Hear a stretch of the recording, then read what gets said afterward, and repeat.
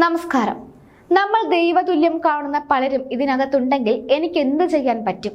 ശബരിമല സ്വർണ്ണ കവർച്ചയുമായി ബന്ധപ്പെട്ട് അറസ്റ്റിലാകും മുൻപ് ദേവസ്വം ബോർഡ് മുൻ പ്രസിഡന്റ് എ പത്മകുമാർ പറഞ്ഞതാണിത്.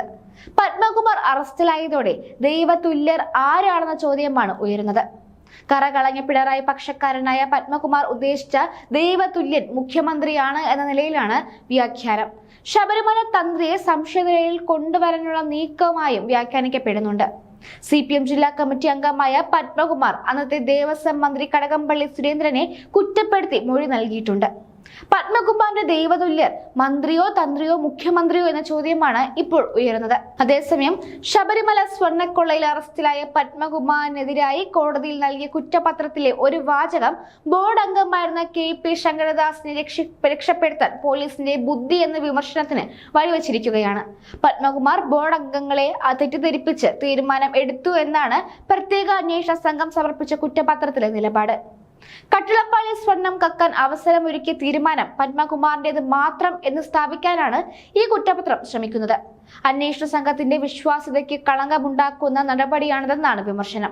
കേസിൽ 8ാം പ്രതിയായ KP ശങ്കരദാസിനെ സംരക്ഷിക്കാനായി മകനും തൃശൂർ DIGയുമായ ഹരിശങ്കർ ഇടപെട്ടു എന്ന ആരോപണം നിലനിൽക്കുന്ന സാഹചര്യത്തിലാണ് ഈ പ്രത്യേക പരാമർശം ശ്രദ്ധേയമാകുന്നത്. പത്മകുമാർ പ്രസിഡന്റായിരുന്ന കാലത്ത് ദേവസ്വം ബോർഡിലെ എല്ലാ പ്രധാന തീരുമാനങ്ങളിലും ശങ്കരദാസിന് നിർണായക പങ്കുണ്ടായിരുന്നു. ശബരിമല യുവതി പ്രവേശനം നടപ്പാക്കാൻ കമ്മീഷണർ N വാസുവിനൊപ്പം പ്രവർത്തിച്ച വ്യക്തിയാണ് ശങ്കരദാസ്. അന്നത്തെ കോട്ടയം SP ആയിരുന്ന ഹരിശങ്കറിന്റെ നേതൃത്വത്തിലാണ് തമിഴ്നാട്ടിൽ നിന്ന് മനീതി സംഘം പോലീസിന്റെ അകമ്പടിയോടെ സന്നിധാനത്തെത്തിച്ചത്.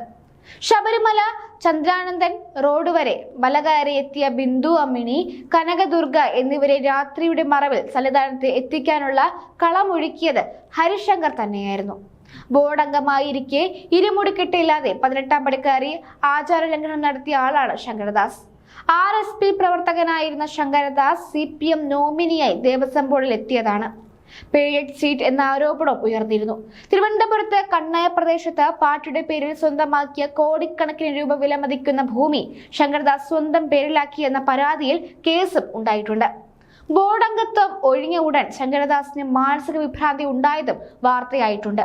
ആചാരലംഘനം നടത്തിയതിന് അയ്യപ്പ കോപം എന്ന വിലയിരുത്തലിലാണ് അന്ന് വാർത്തകളിൽ വന്നത്.